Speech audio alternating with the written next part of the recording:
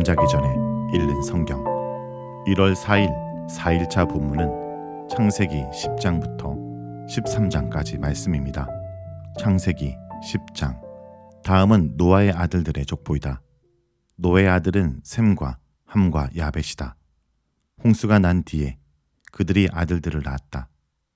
야벳의 자손은 고멜과 마곡과 마대와 야완과 두발과 메섹과 디라스이다. 고멜의 자손은 아스그나스와 리박과 도갈마이다. 야완의 자손은 엘리사와 스페인과 키프로스와 로도스이다. 이들에게 바닷가 백성들이 지역과 언어와 종족과 부족을 따라서 저마다 갈라져 나갔다. 함의 자손은 구스와 이집트와 리비아와 가난이다. 구스의 자손은 스바와 하윌라와 삽다와 야마와 삽드가이다. 라마의 자손은 스바와 드단이다. 구스는 또 리무롯을 낳았다. 리무롯은 세상에 처음 나타난 장사이다. 그는 주님께서 보시기에도 힘이 센 사냥꾼이었다. 그래서 주님께서 보시기에도 힘이 센 리무롯과 같은 사냥꾼이라는 속담까지 생겼다. 그가 다스린 나라의 처음 중심지는 시날 지방 안에 있는 바빌론과 에렉과 악각과 갈렐이다. 그는 그 지방을 떠나 아시아로 가서 니느웨와 르호보딜과 갈랄을 세우고 니느웨와 갈랄 사이에는 레센을 세웠는데 그것은 아주 큰 성이다. 이집트는 리디아와 아남과 르합과 납두와 바두루스와 가슬루와 크레타를 낳았다. 블레셋이 바로 크레타에게서 나왔다. 가나안은 맏아들 시돈을 낳고 그 아래 헷과 여부스와 아모리와 기르가스와 히위와 알가와 신과 아르왁과 스말과 하맛을 낳았다. 그 뒤에 가나안족은 사방으로 퍼져나갔다. 가나안의 경계는 시돈에서 그라를 지나서 멀리 가사에게까지 이르렀고 거기서 소돔과 고모라와 아드마와 소부임을 지나서 라사에게까지 이르렀다.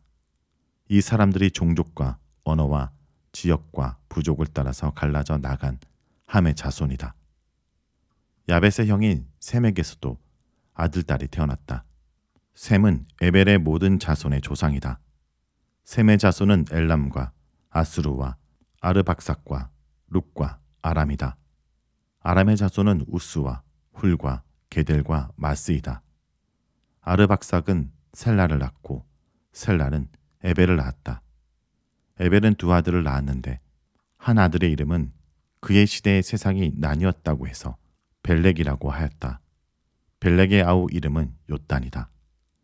요단은 알모닥과 셀렙과 하살마웻과 옐라와 하도남과 우살과 디글라와 오발과 아비마엘과 스바와 오빌과 하일라와 요밧을 낳았다.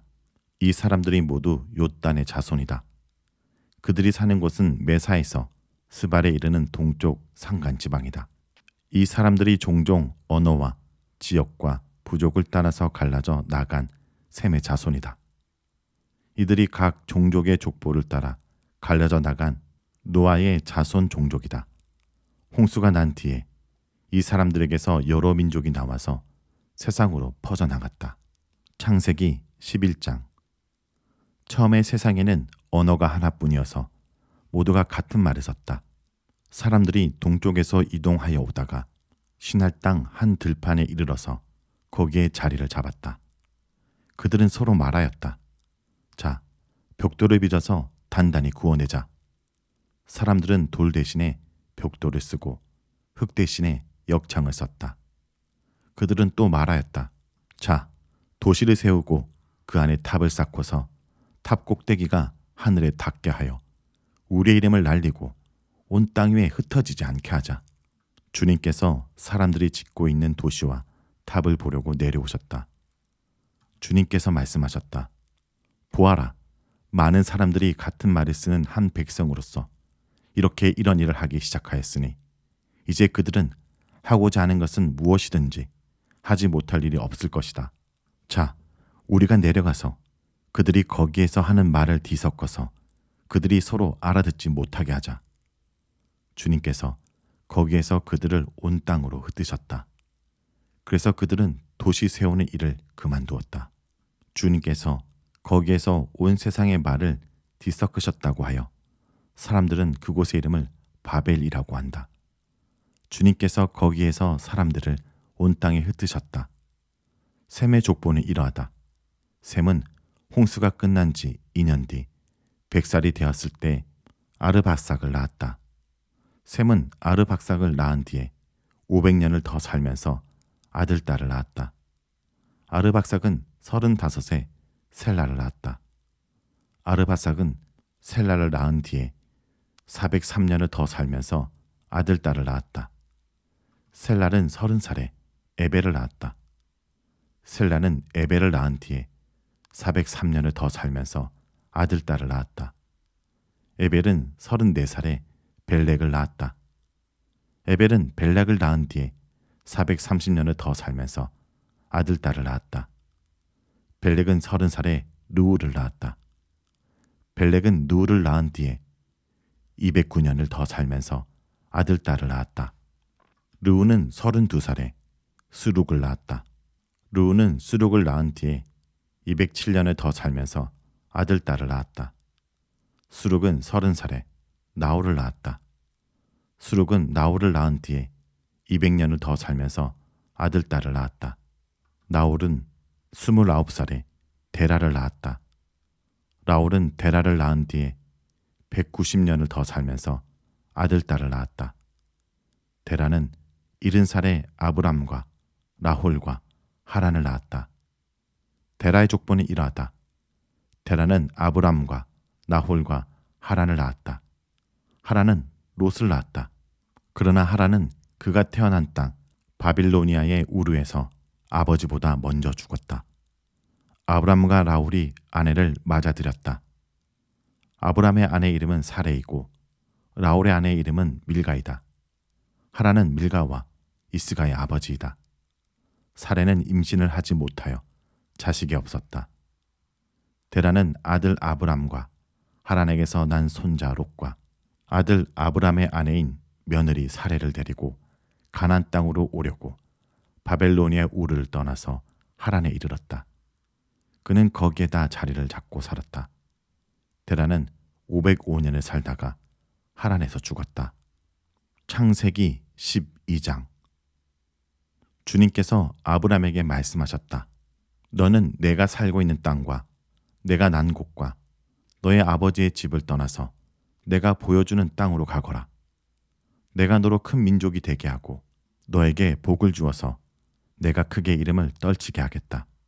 너는 복의 근원이 될 것이다. 너를 축복하는 사람에게는 내가 복을 베풀고 너를 저주하는 사람에게는 내가 저주를 내릴 것이다. 땅에 사는 모든 민족이 너로 말미암아 복을 받을 것이다. 아브람은 주님께서 말씀하신 대로 길을 떠났다. 롯도 그와 함께 길을 떠났다. 아브람이 하란을 떠날 때 나이는 75이었다. 아브람은 아내 사레와 조카 롯과 하란에서 모은 재산과 거기에서 얻은 사람들을 거느리고 가나안 땅으로 가려고 길을 떠나서 마침내 가나안 땅에 이르렀다. 아브람은 그 땅을 지나서 세겜 땅 곧 모래 상수리 나무가 있는 곳에 이르렀다. 그때 그 땅에는 가나안 사람들이 살고 있었다. 주님께서 아브람에게 나타나셔서 말씀하셨다. 내가 너의 자손에게 이 땅을 주겠다. 아브람은 거기에서 자기에게 나타나신 주님께 제단을 쌓아서 바쳤다. 아브람은 또 거기에서 떠나 베델의 동쪽에 있는 산간 지방으로 옮겨가서 장막을 쳤다. 서쪽은 베델이고 동쪽은 아이이다. 아브람은 거기에서도 제단을 쌓아서 주님께 바치고 주의 이름을 부르며 예배를 드렸다. 아브람은 또 길을 떠나 줄곧 남쪽으로 가서 네겝에 이르렀다. 그 땅에 기근이 들었다. 그 기근이 너무 심해서 아브람은 이집트에서 얼마 동안 몸부쳐 살려고 그리로 내려갔다. 이집트에 가까이 이르렀을 때 그는 아내 사라에게 말하였다. 여보, 나는 당신이 얼마나 아리따운 여인인가를 잘 알고 있어. 이집트 사람들이 당신을 보고서 당신이 나의 아내라는 것을 알면 나는 죽이고 당신은 살릴 것이요. 그러니까 당신은 나의 누이라고 하시오. 그렇게 하여야 내가 당신 덕분에 대접을 잘 받고 또 당신 덕분에 이 목숨도 부지할 수 있을 거요. 아브람이 이집트에 이르렀을 때 이집트 사람들은 아브람의 아내를 보고 매우 아리따운 여인임을 알았다. 바로의 대신들이 그 여인을 보고 나서 바로 앞에서 그 여인을 칭찬하였다. 드디어 그 여인은 바로의 궁전으로 불려 들어갔다. 바로가 그 여인을 보고서 아브람을 잘 접대하여 주었다. 아브람은 양떼와 소떼와 암나귀와 수나귀와 남녀 종과 낙타까지 얻었다. 그러나 주님께서 아브람의 아내 사레의 일로 바로와 그 집안에 무서운 재앙을 내리셨으므로 바로가 아브람을 불러서 꾸짖었다. 어찌하여 너는 나를 이렇게 대하느냐? 저 여인이 너의 아내라고 왜 일찍 말하지 않았느냐? 어찌하여 너는 저 여인이 내 누이라고 해서 나를 속이고 내가 저 여인을 아내로 데려오게 하였느냐? 자, 내 아내가 여기 있다. 데리고 나가거라. 그런 다음에 바로는 그의 신하들에게 명하여 아브람이 모든 재산을 거두어서 그 아내와 함께 나라 밖으로 나가게 하였다. 창세기 13장. 아브람은 이집트를 떠나서 네겝으로 올라갔다.